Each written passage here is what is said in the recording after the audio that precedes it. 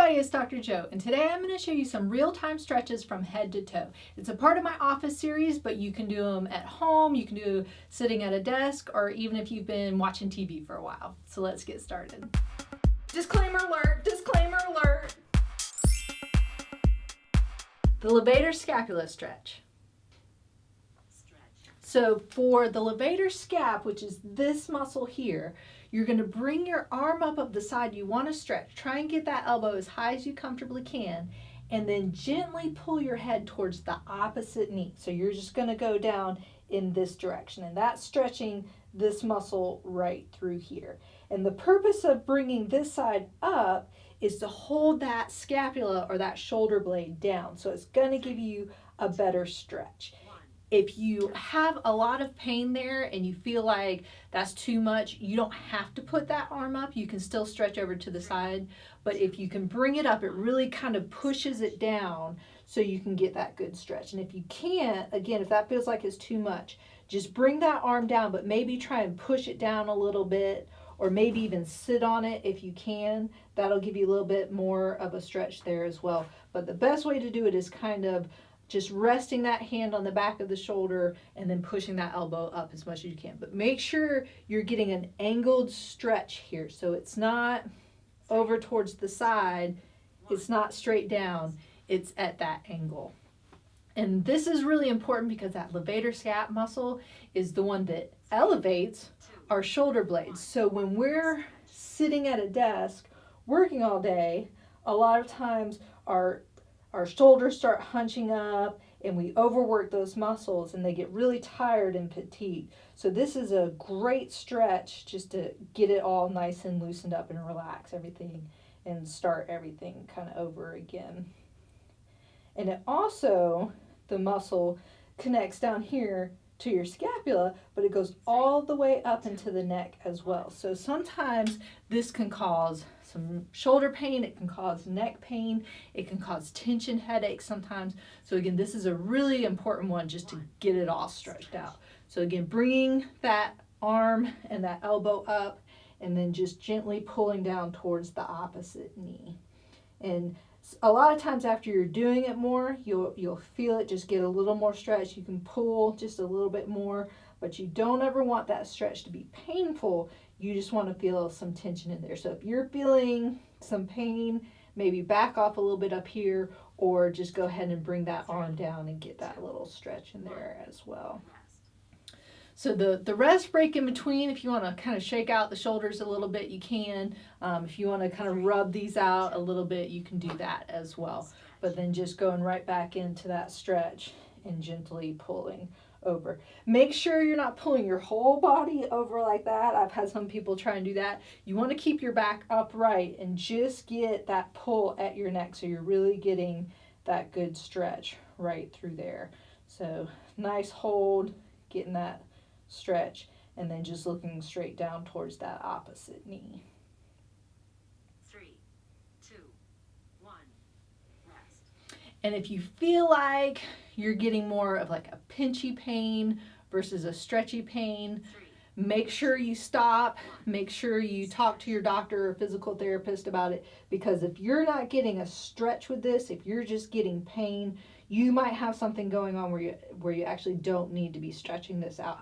But if you don't have any injuries, again, if you're working at your desk all day long, or if you're driving a lot, if you drive a lot of the day and you're kind of holding on that steering wheel and those shoulders kind of inch up like that, this is a great stretch to kind of work those muscles back out for you. 2, 1, your time. The Rhomboid Stretch. So the rhomboids are in the back. They kind of hold those shoulder blades together.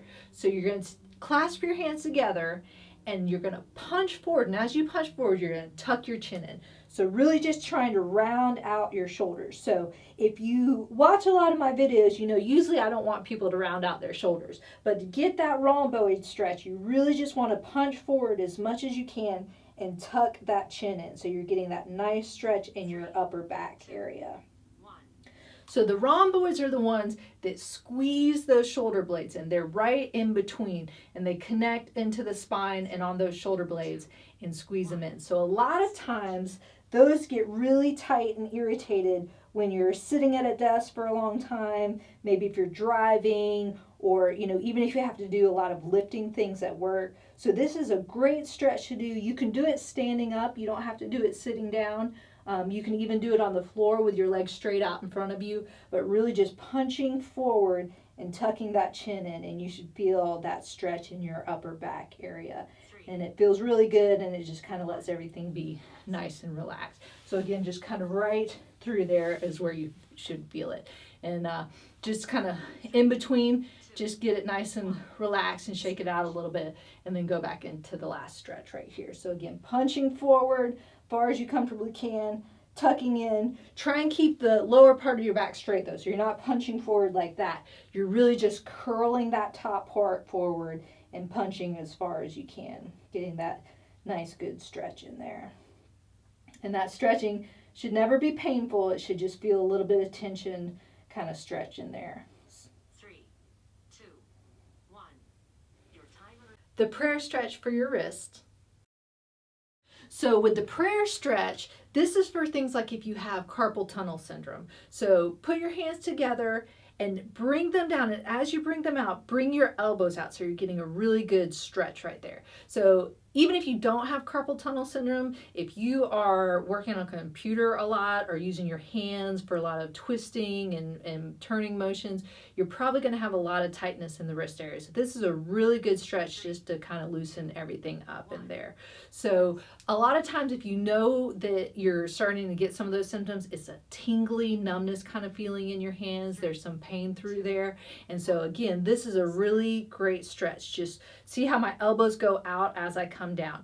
If you already have some symptoms of carpal tunnel syndrome, you might get some more tingling when you do this stretch, but as long as if you stop, it goes away. That's okay, because that's just as you're stretching, it's putting a little more pressure on the nerve. But like I said, as long as it goes away as soon as you stop, then that's fine. But if it seems to last a little bit longer, you probably want to stop and make sure and check with your doctor or your physical therapist, because there might be something else going on in there. But it's that median nerve going down, and there's usually the culprit that's getting pressed on right through that carpal tunnel there. So I have a lot of other stretches for carpal tunnel syndrome, but this is a good one to get you started. And again, if you're working on the computer and you rest those wrists on the table or on a little pad while you're typing, a lot of times that area gets really tight. So this one's an easy one to do, just to stop and stretch it out really quickly to get everything nice and loosened up. And your coworkers might go, oh, that looks interesting. Maybe we should try it too. So get everybody together and stretch out those wrists. Seated knee to chest stretch. So with the knee to chest stretch, all you're going to do is just bring your knee up towards your chest. So it's just how it sounds. The key is don't bring your body forward, bring your knee up towards your chest. If you can't bring it as high as mine, that's fine. If you can only bring it to here and you're starting to feel a stretch, that's completely okay. If you have some knee issues, instead of holding it like this, you might want to grab underneath and pull it up. I tell my patients to do that a lot, but if you don't really have any knee issues, sometimes you can get a better pull when you're pulling on the outside versus the inside, but make sure you don't end up irritating your knee by doing this stretch. But when you stretch and you're pulling up, you should feel a little stretch in your bottom area and your low back. That's where you're trying to stretch. Some people feel a little pinching in their groin area, so if you're feeling that little bit of a pinching, either bring your hip out a little bit with your knee, or just don't pull up as high, because again, you don't want to be pinching something and get it hurting while you're trying to stretch something else out. But if you're not feeling that pinch in there, just give it a nice pull and get that stretch as much as you can. And then take that little break in between. So make sure that if you're sitting at a desk, move out a little bit so you don't bang that knee into the desk, but just get that nice little pull. I like having the outside hand up on top and the inside on the bottom. I just feel like that's more comfortable for me. Again, you can kind of just hold it this way if you want to, as long as you don't have any finger issues or knee issues. But again, if you have some knee pain already, just go ahead and grab underneath and pull up, and you're still going to get the same benefit by holding up that stretch this way. But again, don't curl down and stretch like that. Keep your back nice and straight and relaxed, because anytime you're stretching something, you really want your whole body to be fairly relaxed. So if you're tensing up other muscles to try and do it, then you're kind of defeating the whole point. So if this is hard and you're having a hard time pulling that knee up, then you can definitely do this lying down, which might be a little more comfortable for people. You just might want to wait till you get home to do it, and you can check out some of my other videos to be able to do it on the ground at home, or even on your bed. If you don't want to lie on the ground, or if it's too hard to get up, you can do it lying on your bed or on the couch as well. So lots of different places to try it, lots of different positions to try it, but just getting that nice stretch in there. And again, you should feel it kind of in that low back area, kind of in the bottom area, getting a good stretch in there. And then again, pulling up. Some people ask about the foot. Should it be pulled up? Should it be pointed down? Should it be relaxed? Kind of goes back to the same thing that I was talking about when you're stretching. I really feel like you should be relaxed. So some people might feel more of a stretch if they're pulling their toes up, but then again, you're activating muscles, and the point of a stretch is to get those muscles nice and elongated and stretched out. So if you're contracting something, sometimes you're defeating that point just a little bit. So again, just taking a little rest break in between. Sometimes if you're on a harder chair versus a softer chair, it might, make it a little bit harder or easier depending on what kind of chair surface you're on. But if it's a little bit harder, it might be easier to get the stretch, but you might have a little more pressure on the sit bone. So just make sure you're comfortable again while you're doing it, because you don't want to irritate anything down there while you're doing the stretch. And again, if you feel like you're getting a lot of pressure on that knee, you can even kind of bring it out a little bit, because you're really focusing on pulling this part up.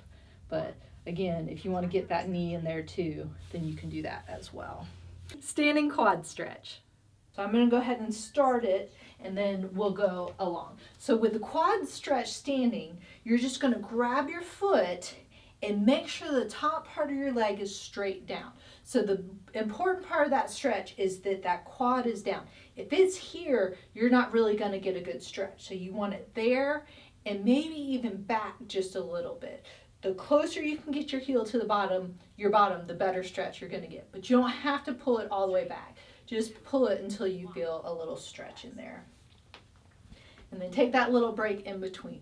But again, if your thigh is coming forward, then you're no longer stretching your quad. So you really want to focus on that. So if you have to hold on a lot to be able to do that, that's fine. Also, the most important thing, second to getting that leg back there, is not to lean forward. Because see, you can be like, well, my leg's back now. But if you're leaning forward, again, you're taking away from that stretch. So keep your upper body nice and upright and just pull backwards. Again, you don't have to pull up as high as I do. I stretch every day, so I'm pretty flexible. So if you can only go to there, that's okay. You just go until you feel a comfortable stretch with that. You can also add in a little bit more pushing back to get the hip flexors as well if you want to. So if I'm stretching here and I pull that knee back just a little bit more, I'm going to get those hip flexors stretching a little bit as well. So if you really want to get kind of a combination stretch, you can do that, because that's a great area to stretch out if you're sitting, no falling, if you're sitting a lot throughout the day, because those muscles are in a shortened position. So if you pull it back just a little bit, you're going to get a combination stretch, which is really good as well.